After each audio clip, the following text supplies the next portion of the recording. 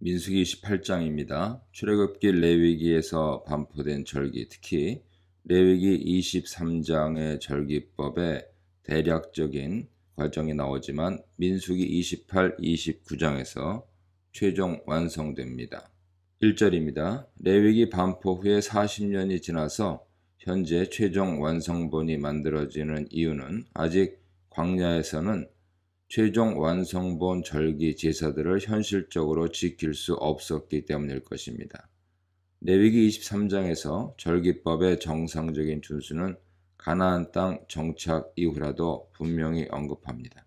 이스라엘 자손에게 말하여 이르라. 너희는 내가 너희에게 주는 땅에 들어가서 너희의 곡물을 거둘 때에 너희의 곡물의 첫 이삭 한 단을 제사장에게로 가져갈 것이요. 민수기 15장도 동일한 내용을 반복하죠.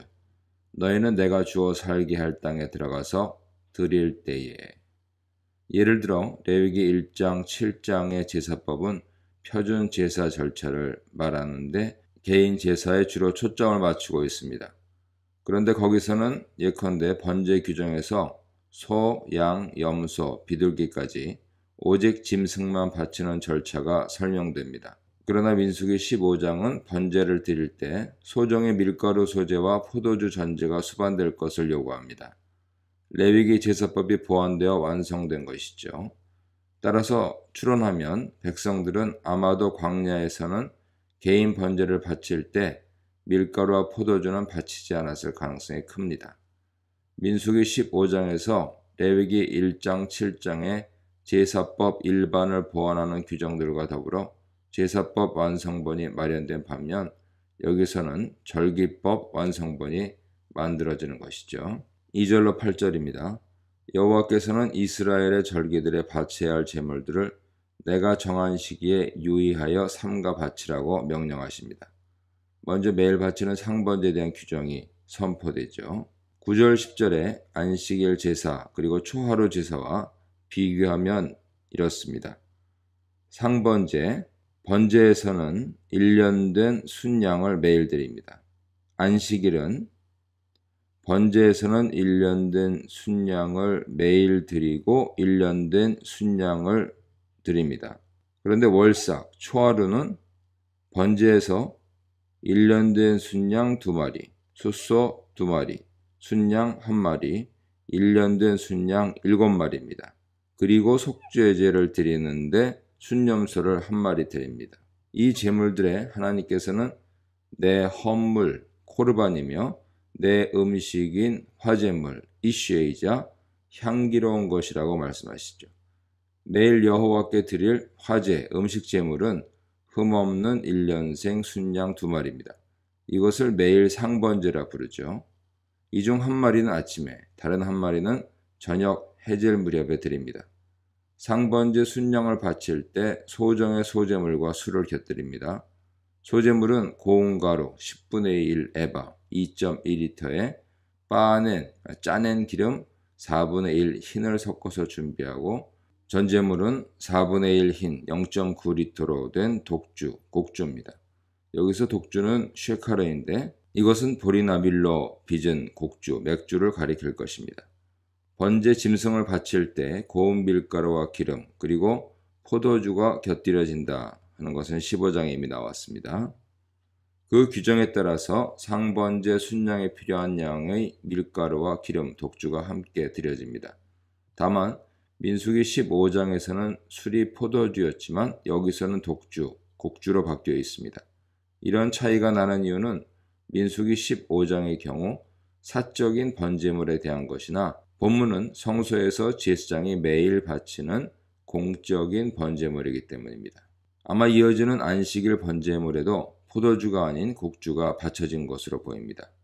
전제는 포도주와 곡주를 같이 붓는 제물로서 이것을 제단 불판 위에 붓지 않고 불이 꺼지죠. 제단 불판 위에 붓지 않고 제단 벽면에 부었다는 것이 정설입니다. 레위기 2장 소제 규정에서는 약간의 기름, 양은 나오지 않습니다. 기름을 밀가루 위에 붓고 거기에 향을 놓은 다음 손바닥으로 한 움큼 떠올려 그것만을 제단에 불태우고 남은 밀가루는 제사장 몫으로 돌립니다.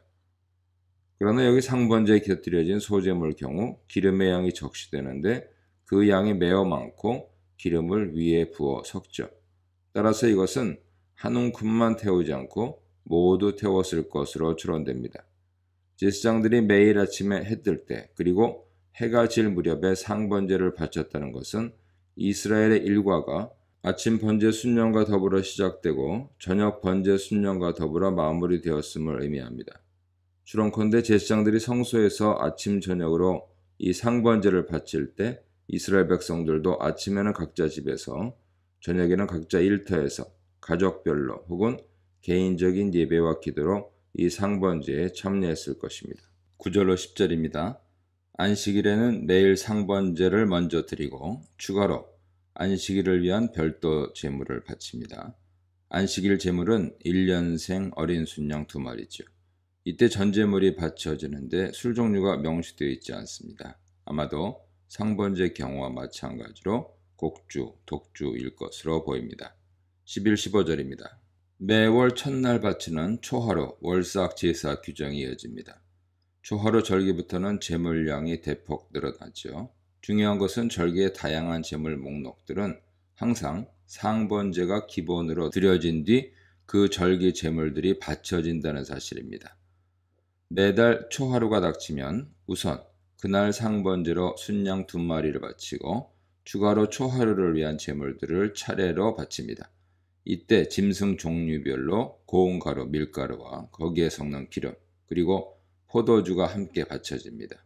짐승 크기에 비례해서 밀가루, 기름, 그리고 포도주 양이 달라지는데 큰 짐승은 양이 더 많고 작은 짐승은 더 적습니다. 술은 상번제 및 안식일 제물 경우와 달리 초하루 제사부터는 포도주로 통일되어 있습니다.